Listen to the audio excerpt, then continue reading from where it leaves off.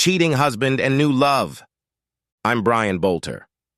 I met Coraline Branson after working for Peter Branson for about 3 months. Coraline was Peter's wife. It only took me about 5 minutes to determine that Coraline was a fool. That is, a woman who is contemptible to the extreme. I had never used that word to describe a woman before, not even in my thoughts, but it was the only appropriate word. Coraline was arrogant, demeaning, nasty, selfish, and fake, all in one despicable package. I wondered what kind of upbringing she'd had to make her like this, and I wondered how Peter, who'd seemed like a nice guy all 3 months I'd been working for him, could put up with her. No, well, actually, I didn't understand why Peter put up with Coraline. If her face didn't have a frown on it, it was very pretty, and her body, even dressed in rather conservative clothing, was probably what the average man thought of when the name Aphrodite was mentioned. If Peter made love to her regularly, he probably didn't have enough brain cells that weren't brimming with endorphins to think too much about what a fool she was. As a 23-year-old recently graduated electrical engineer, I was extremely excited to get a job at Branson Engineering LLC, as it was one of the most prestigious engineering companies in the United States.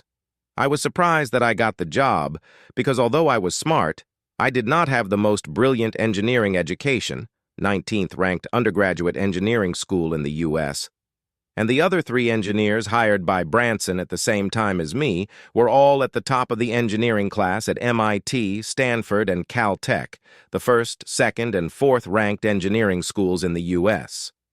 However, I had a few advantages.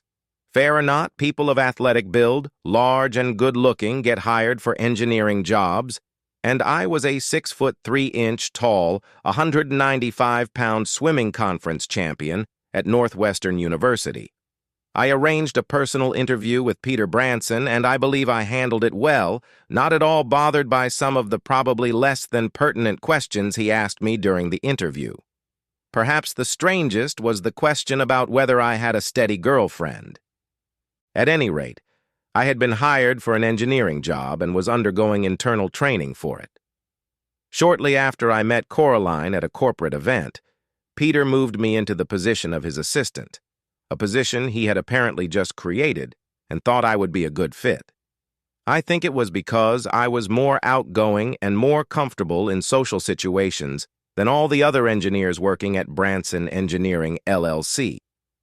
In any case, my job was to accompany Peter to initial client meetings, make rough engineering suggestions for ideas, and interact with the core engineers to facilitate Peter's ideas and even perform some off-the-shelf tasks for Peter. I never resented the tasks Peter assigned me because they gave me valuable experience, got me out of the office, and Peter was happy with me, especially since he was the one who determined all the paychecks, and I was paid well. It was in June, about 4 months after I met Coraline, when Peter assigned me my first assignment related to her. As Peter put it, "My wife Coraline is not happy with the management of the pool roof, automatic cleaners and saltwater sensors for our saltwater pool. She can't get any of the manufacturers to make anything suitable. You're an electrical genius." I wasn't, but if that's what he wanted to think, I wasn't going to argue. "Go see what you can do. My home address and instructions are on this card, and use one of the company's electrically equipped vans." So, I went to Peter's house. It's actually more of a mansion than a house. I went, a little apprehensive-y about socializing with Coraline, but it was a nice sunny day and I had thick skin, so I just went along with it. "So you're the asshole Peter sent to help me?" Coraline barked after the maid led me to the pool where Coraline was lounging in a lounge chair in a bikini. "How? Can you help me?" I was stunned, but not so much by her words as by her appearance. "Don't tense up, don't tense up," I repeated to myself over and over again as I stared at the most beautiful female figure I had ever seen in my life. Luckily, I was wearing sunglasses. I only came out of my daze when she barked. Well, surprisingly smoothly, I lied. I had a similar project in college, so I think I can do what you need. Please explain what your problems are and what needs to be done. In a condescending manner, Coraline walked around the semi-Olympic-sized pool in her ornate backyard, pointing out anything she didn't like. I had my tablet and camera with me, and while she talked, I took notes and pictures. I found that the only way I could concentrate was to not look at her body, but just look where she was pointing and at her forehead. Otherwise, I was sure I would develop an attraction that would be impossible to hide. After getting all the information I needed, I was starting to say goodbye when she startled me. "Bolter is your name, isn't it?" "Yes, ma'am," I replied. Coraline took off her dark glasses, stared at me, and barked, "You call me ma'am again and I'll strangle you. I'm only 34, damn it. I'm Mrs. Branson to you." "Understood, Mrs. Branson," I replied with a weak smile. "Okay, Bolter, I don't want to deal with a pervert or an idiot, so I need to know something about you. Marie will bring us a quick lunch and some lemonade or iced tea. Take a seat at a table with an umbrella on the pool deck while I have her serve us," Coraline said, walking away with a smooth gait. I made the mistake of looking at her ass as she strutted around with an air of importance. I immediately felt the activity in my pants, so I quickly turned away and walked over to the table, which was unfortunately transparent. More of an interrogation than a conversation. Yes, Coraline and I talked for the next half hour. It was one of the least pleasant conversations of my life for 3 reasons. 1. There were no pleasantries in the way she asked her questions or talked. 2. The questions she asked were too personal and uncomfortable. And 3, worst of all, I had to concentrate hard on not pulling up my pants because even though she was a total dumbass, my subconscious kept wondering, what would it be like to make love to her? Thankfully, after about half an hour, Coraline let go of me and then dove into the pool with the grace of an Olympian. I watched, hoping her top would be moved, but no such luck. All I could do was scurry to the van. I snapped out of it and drove back to work. When I got back, Peter's secretary called me into his office. "Did you find out exactly what Coraline wants?" "I think so, Peter." That's what he insisted I call him except for client meetings. However, I wonder how much time I have to spend on this given my other work. "Treat it as your #1 priority," he replied abruptly. "She's going to bug me until you're done with her, and it's not easy for me when she has a burr in her saddle," he grinned. Over the next month, I implemented all the circuitry and software changes that were necessary to satisfy Coraline. I had to go to her house almost daily at appropriate times when she was home, not at training, volunteering, the country club, or shopping. I didn't know if she didn't trust me or if she wanted to make my life unbearable or whatever by demanding that she be around when I was working. Either way, the trips to her house were awful, painful, and invigorating. It was awful because of the way she treated me. It was painful because she was always in a bikini and I had to try hard not to get aroused. And it was invigorating because looking, when she wasn't looking, at her perfect female form really made me horny. After I had done almost everything, even by Coraline's strict standards, and I only had a few minor things to finish, I arrived at her house at 10 a.m. sharp, just as she had instructed. However, instead of the maid opening the door, she opened it, topless. My eyeballs popped out so far that they almost knocked the sunglasses off my face. She had perfect East-West style breasts. There was no way I could control pulling up my pants.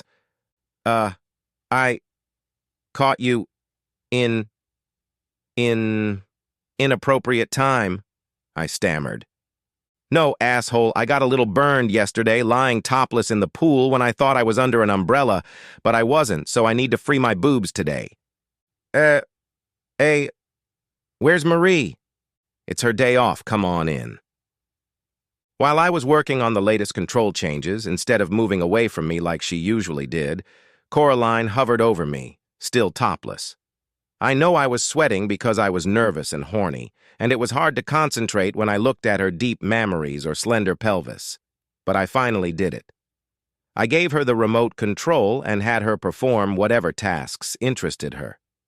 For the first time, I heard Coraline actually giggle and smile as she pressed the buttons for each function. When everything worked to her satisfaction, she put the remote on the table, took off her sunglasses, and took off my sunglasses. "You've done a good job, Bolter, and judging by the state of your cock," she said, moving her hand lightly over my bulging shorts. "I can see that you want to make love to me, don't you?" No, Mrs. Branson. Did you, idea?" I stammered. "Oh, or I wouldn't know," she continued with a wicked grin, pulled my head down, kissed me, and grabbed me. My mind was in turmoil, but I mastered myself enough to literally run into the house, jump out the front door, and get in the van, driving out of the cul-de-sac that was the Branson mansion. I had to stop by my house to change my clothes. I was then faced with a difficult decision as to what to tell Peter. On the way to work, I thought long and hard about how to approach the issue. I still hadn't made a decision when Peter's secretary called me into his office. A wide smile was playing on Peter's face.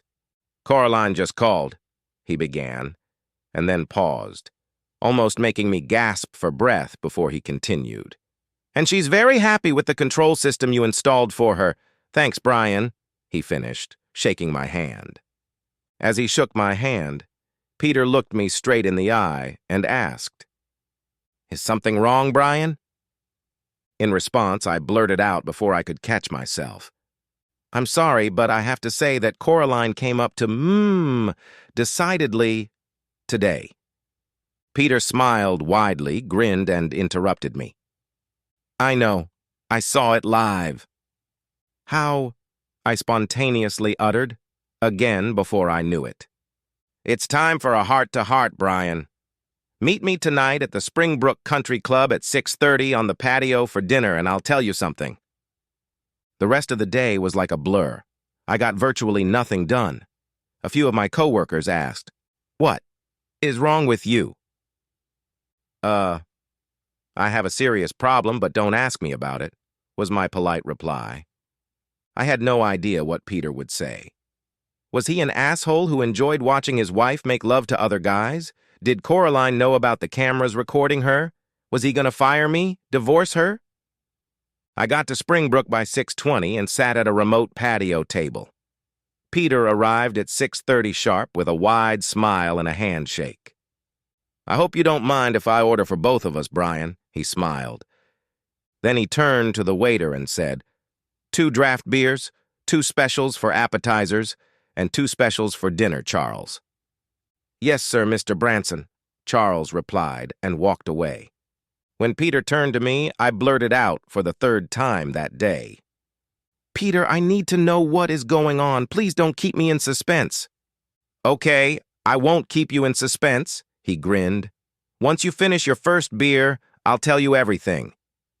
Luckily, Charles returned almost immediately with 2 glasses of draft beer.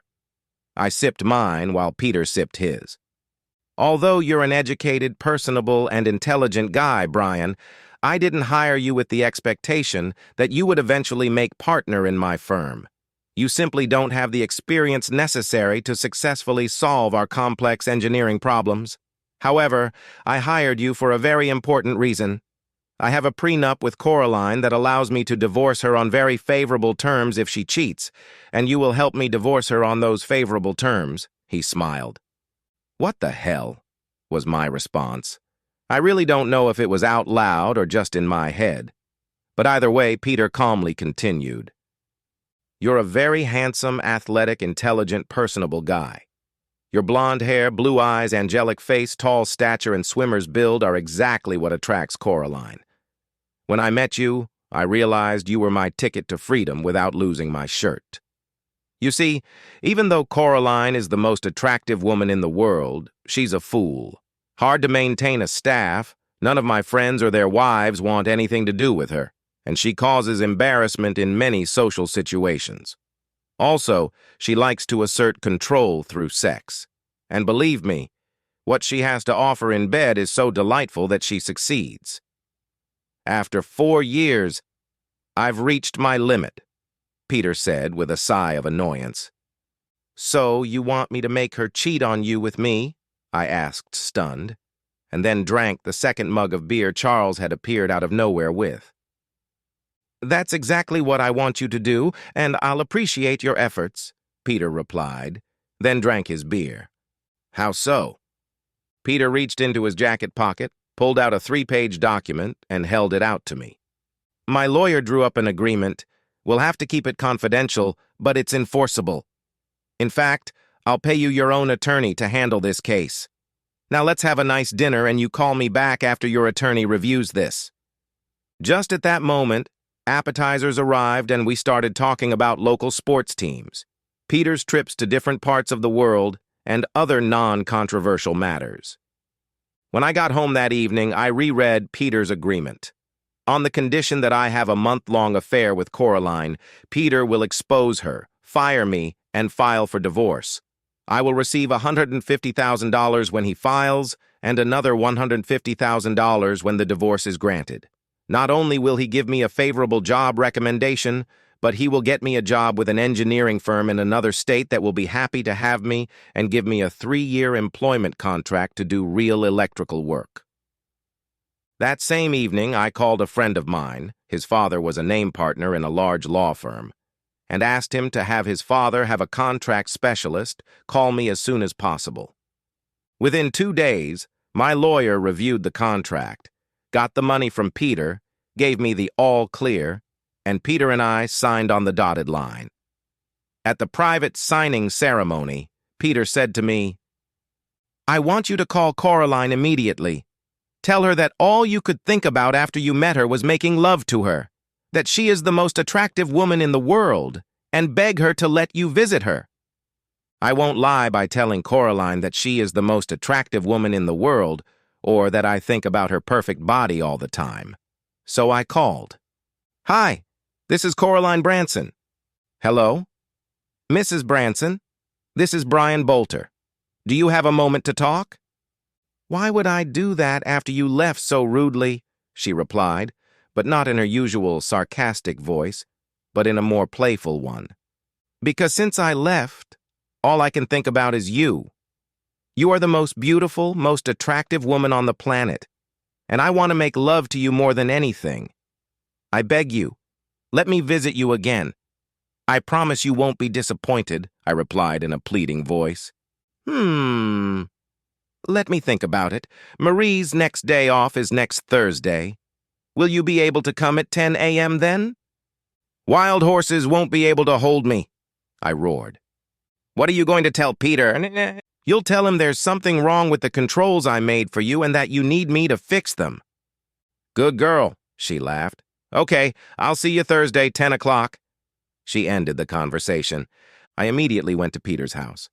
He smiled widely and clapped me on the back. When I arrived at Coraline's house on Thursday, she opened the door naked. I immediately got aroused, but I was sure I could control myself this time. Without saying a word, I lifted her up and captured the most passionate kiss I'd ever had on her lips. When I got her to her feet with a wide smile on her face, she said, "Easy, Tiger." I interrupted her. "There will be nothing easy about this. I'll be with you until you beg for mercy," I growled, pretend, then picked her up and carried her to one of the guest bedrooms where Peter had several cameras set up. Coraline probably didn't like being out of control, but I didn't give her a chance to claim it. "Thank you for opening the door naked, Mrs. Branson," I said, laying her down with kisses all over her body. "I need to make love to you first, and then I'll do whatever you want," I continued before capturing another passionate kiss on her lips. I quickly stripped off my clothes. From there, we made love more than once. After that and a few more kisses, I lifted Coraline off the bed and carried her to the shower. We washed each other happily. I turned off the water. We slowly came to our senses, and facing each other, I was about to turn the water back on to rinse myself off when she stopped me. "I want us to make love all day." After we wiped ourselves off and went back to the guest bedroom, I talked to Coraline. "Coraline, thank you for inviting me over to your place. You are too attractive. I lost my head, but I feel guilty for cheating on Peter." "You didn't cheat on him, I did," she giggled. "Don't feel guilty. We had a great time, and Peter will never know. Can we please do it again? You're like a drug. I need more of you, I muttered, kissing her. I bet we'll do it again. It was probably the best time of my life, and we're the ones who don't know each other yet. Once we do, I'll probably faint, she giggled. I can't wait, I replied, kissed her, and walked out of the bedroom. After taking a few steps, I quietly walked back to the open door and peeked inside. Coraline was naked, lying on her back with a big grin on her face. According to Peter's plan, I was to make love to Coraline 4 times over the next month in different places in his house, where he told me he had cameras. I thought that was overkill, but I certainly wasn't going to complain. I'd also invited Coraline over to my house 6 times for a quickie. Even though her personality really hadn't improved appreciably, she was definitely not only the best woman in my life, but better than I thought was even possible. After my 4th meeting with Coraline at Peter's house, he called me into his office. "You've done a great job, Brian," he said, shaking my hand. "I'm filing for divorce today, so here's the first payment of $150,000 in cash, because I don't want it to look like a withdrawal from any bank. I suggest you put the money in several accounts, and maybe even one in the Cayman Islands. As of today, I'm officially firing you because you made love to my wife, but take the time to clean up your personal belongings. Your job in Florida starts in 3 weeks, and you'll get your regular pay for unused vacation. Good luck to you, but if I see you in the office, please understand that I will be rude and call you names." "I understand," I replied, shaking his hand in farewell. It wasn't until I was driving home that I thought about how freaking weird my situation was. I'd gotten $300,000 for the best sex of my life, even if my partner had the personality of an idiot, and a new job well suited for me. 2 days later, Coraline called me in tears. "Peter found out about us and is divorcing me," she sobbed. "I know he fired me. We need to cool off. I'm going to see if there's any way I can get him to forgive me. I'm going to be screwed if I have to walk away with only $250,000 in a prenup." "I understand," I replied and disconnected. As I was getting ready to move to a new job in Florida, I had a real sense of loss. I was desperate for days, trying to figure out why. Apparently, I'm not very perceptive, because the reason was obvious. You can't have the 10 best love scenes of your life and then painlessly, abruptly end them. Even though I didn't have what could be called love for Coraline, I'm pretty damn sure I had some feelings for her. I loved my job in Florida. I was much better suited for it than I would have been if I'd been doing hardcore engineering at Branson Engineering, LLC. After being in Florida for a few months, the only downside was that I really didn't meet any women I was interested in. In my honest moments, I realized why. My standards had changed. After a relationship with the best woman on the planet, I wasn't sure if I'd be happy with a woman with a wonderful personality, but who didn't meet Coraline's standards. It was about 11 o'clock on a Saturday morning, almost 6 months since I had last seen Coraline as I put on my workout clothes to go to the gym, when my apartment doorbell rang. I opened it and saw Coraline standing there. Definitely a pregnant Coraline. I must have looked like a fish out of water as I stood there shocked as Coraline looked at me with a faint smile. "Aren't you going to ask me out?" Sure, yeah, come in," I mumbled, stammering. I was at a loss. Coraline noticed my excitement and smiled. We sat down in the living room and I offered her a drink. "Something mild like lemonade or iced tea," she smiled. "Pregnant women shouldn't drink alcohol." I pulled 2 cans of iced tea from the fridge and poured one into a glass for her, after exchanging a few tidbits about each other, including the fact that her divorce was final a week ago. I already knew this because Peter had written me a check for $150,000. And I told her I liked my new job. She got an angry look on her face. "So, Brian, aren't you going to ask me about my pregnancy?" Yeah.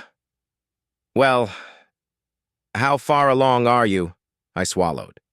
6 months, about to start my 3rd trimester," she grinned, Then she took a sip of iced tea and continued. Aren't you going to ask me how Peter could divorce me when I'm pregnant? Yeah. Yeah. Yeah. I guess, I mumbled, stammering. Because the little girl in my womb is yours. I did a DNA test, and Peter is not her father. Since you're the only person I've had sex with in the last 6 months, that means you're lucky, she grinned. Yeah, thought that you were on birth control, I replied, not yet able to get a complete sentence out without stuttering.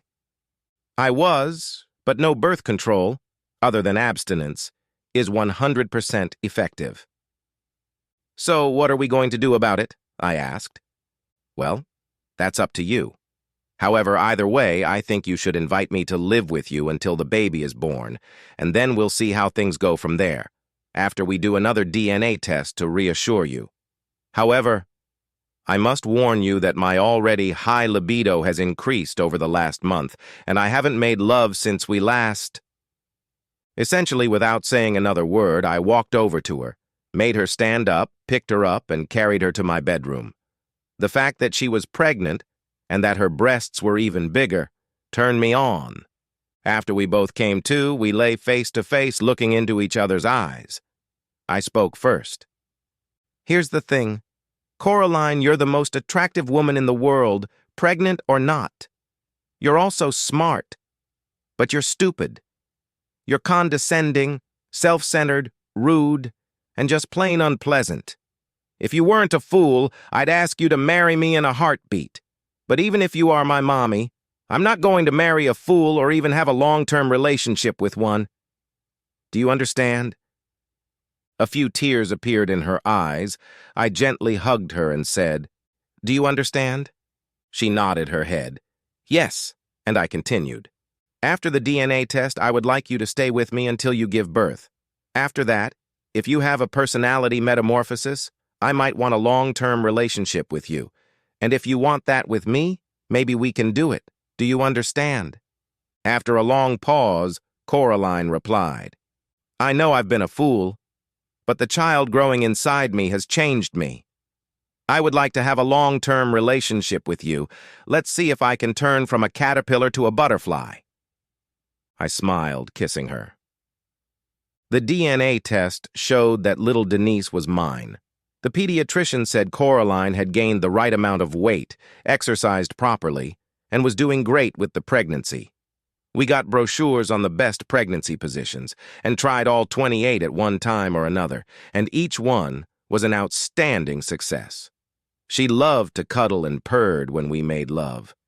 When little Denise was born, my whole world changed. I couldn't believe I could love something as much as I loved her. Holding and playing with her little fingers and toes was probably the sweetest thing in the world. Also helpful was the personality transplant that Denise's mother, Denise, seemed to have experienced. Coraline became a different person once she started living with me, and especially after Denise was born. There were occasional flashes of the old Coraline, but they became fewer and fewer. By the time Denise started walking, I looked at us as a family. To celebrate Denise's first birthday, both pairs of grandparents came to visit. When Coraline and I got into bed, she got serious. Okay, Brian, tell me how we're doing. You seem to like being a father, and I like being a mother. Besides, I love you, but I don't feel the same way about you. Do you want us to continue as a family? Do you love me, or am I still a cheater to you? And what are we going to do next? I need to know. A lot of things flashed through my mind as I lay there staring into her cobalt blue eyes. Everything that had happened since I'd met Coraline came before me. We must have laid there for a good 10 or 15 minutes, just staring at each other. Suddenly, everything became clear in my mind. I smiled and said, I love you, Coraline, and I want us to get married. A wicked grin appeared on her face. Good, because I'm pregnant again and I want to get married before I have my next baby. Apparently, your little swimmers can defeat any birth control, so I'll have my tubes tied after I give birth. After her little speech, she lowered herself onto the bed and we made love again. The end! Subscribe to my channel! Thank you!